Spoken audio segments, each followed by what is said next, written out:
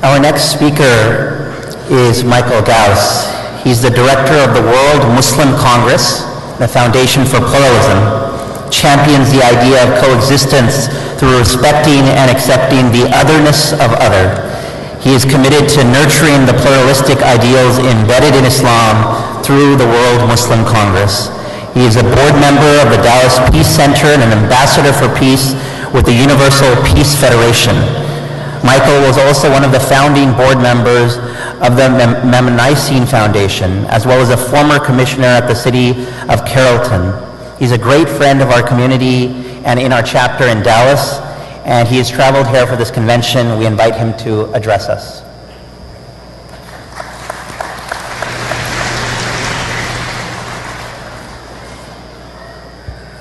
Assalamu alaikum. This simple greeting, whether it is the Jewish greeting shalom, or the Christian greeting peace to you, or the Hindu greeting namaste, or any religious greeting, they got something very beautiful in it. That is, I want you to be in peace. And when you repeat that back to me, what would you say to me?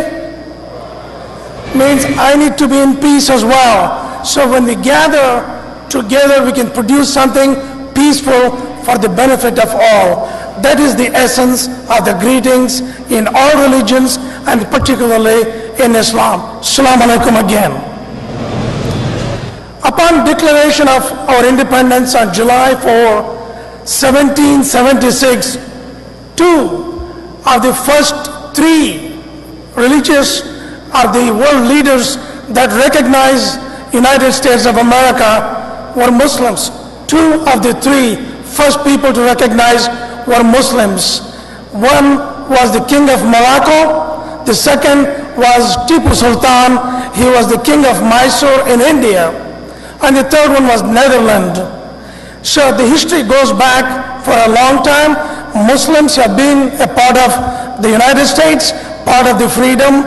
And I'm glad those two guys jumped in and recognized and appreciated the freedom United States had achieved on July 4, 1776. Indeed, freedom is one of the most cherished values of humanity. And I'm pleased to share an arrangement of such freedom in Islam and American society in a few words that most of our speakers had already shared. Please be aware, for all of you, that a few men in Islam, Christianity, Judaism, any religion, India, Pakistan, America, they tend to be extremists.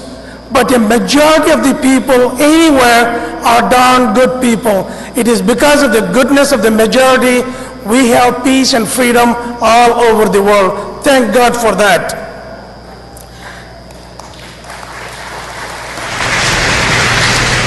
The very first step on American soil when an immigrant steps first time is a beaming smile.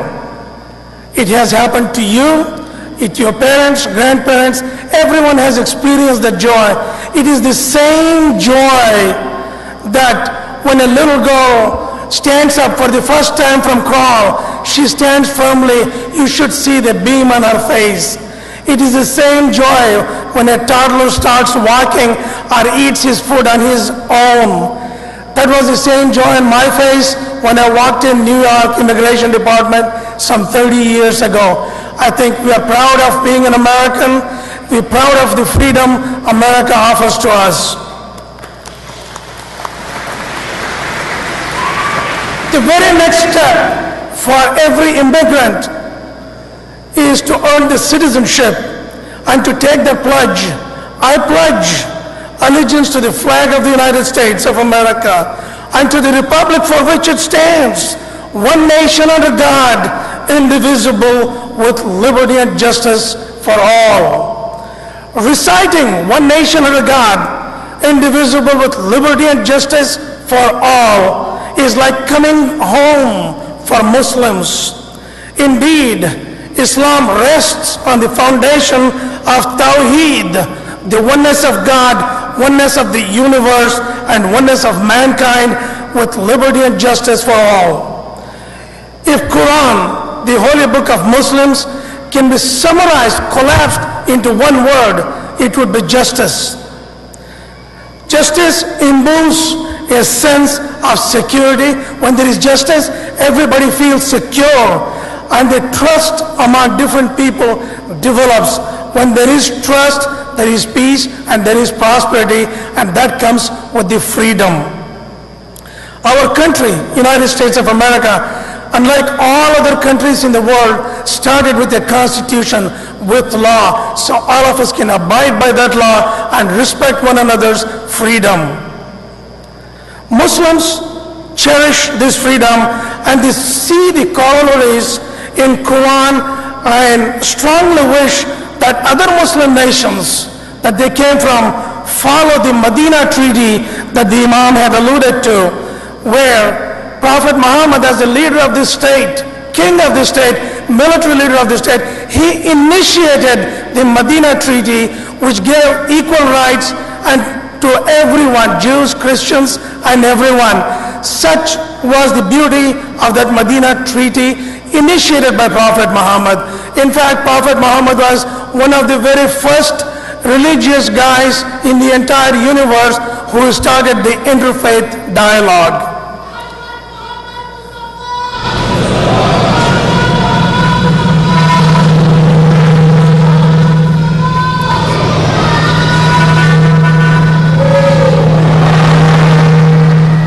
Conditions of, in that Medina Treaty, the conditions of peace and war and the accompanying ease and hardships must be fair and equitable to all citizens, whether Jewish, Christians, pagans, or Muslims. In essence, a believer will not make the freed man of another believer his ally against the wishes of fellow believer. That was such a beautiful document. In fact, that was the first constitution that was inclusive, pluralistic in the world. And I'm very proud to be a Muslim, proud to be an American. Muslims thank God each time they hear the equal opportunity mantra that the State Department Secretary said. You will not be denied an opportunity based on your race, color, religion, sex, or national origin. That sounds so good for Muslims. Invariably, they think of the speech of Prophet Muhammad when you hear this mantra. When Prophet Muhammad delivered this sermon in his last sermon, this is what he said: all mankind is from Adam and Eve.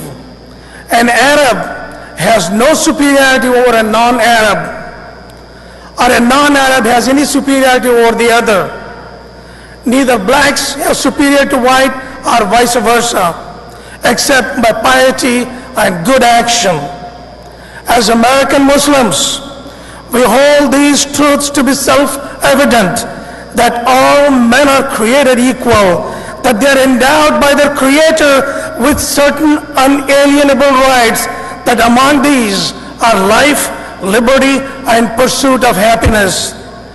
American laws, my friends, holds the criminals individually responsible for their crimes. If somebody commits a crime, only your tail is hauled off to the jail. Your parents, your siblings, your children, your spouse, your community, your religion has no bearing on your acts. And when we hear the American system says you are innocent until you are proven guilty, it resounds with that. It resonates with us. And I think we need to follow that policy. Hold the individuals responsible, not anybody related with that individual. In fact, on the day of the judgment, one of the things that we are told, you alone are responsible for your acts, the goodness that you do. And neither your own prophet nor your siblings will be with you. You are individually responsible for your actions on the day of judgment. Let that practice be lived right here on the earth. We are responsible for our actions. Prophet Muhammad, peace be upon him, sallallahu alaihi wasallam, he said something very beautiful. When his daughter Fatima asked him, "Dad, am I going to go to paradise? I'm your daughter." Prophet Muhammad says, "No." Say, "Why not? I'm your daughter, the Prophet's daughter." He said, "No. You have to earn it the old-fashioned way. You have to earn your own paradise. There is no free lunch, there is no free ticket, there is no free entry, there is no nepotism. You may be my daughter, but you have to earn the ticket to paradise on your own, doing the good deeds." What are the good deeds?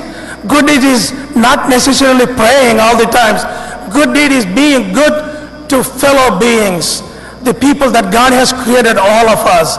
That's what a good deed is, and that's what individual responsibility is placed so strongly on humanity, particularly as Muslims. We are responsible for creating goodness, not only for us, but for everyone around us.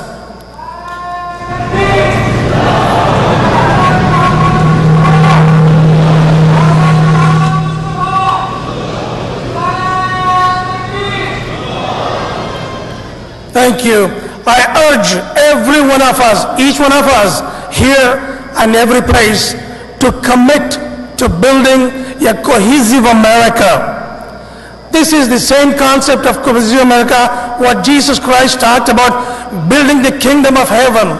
Our Prophet Muhammad talked about paradise, meaning no one, none of us Americans, whether they are the right-wing Americans, left-wing, middle, Jewish, Muslims, Christians, Wicca, Native Americans, none of us should be apprehensive of each other. That is why in Quran 49.3 God says, the best among you is who learns to know the other. When you know each other, conflicts fade and solutions emerge. God bless America. Indeed, the essence of freedom is directly proportional to the ability to question ourselves, whether whatever we believe in Islam, Prophet Muhammad, Hazrat Mirza, or Jesus Christ, anything we believe, we need to question that and firm up that belief by our own questioning and reasoning. Our freedom, we should not let that go. Freedom is much more important than sometimes our own given belief. Now, to conclude, I want to thank you for being here. This is the July 4th weekend. Inshallah, next year we plan to have a bigger event where all Muslims and all Americans come together to celebrate unity. God bless America, and God bless our men and women in the uniforms protecting our freedom. Happy 4th.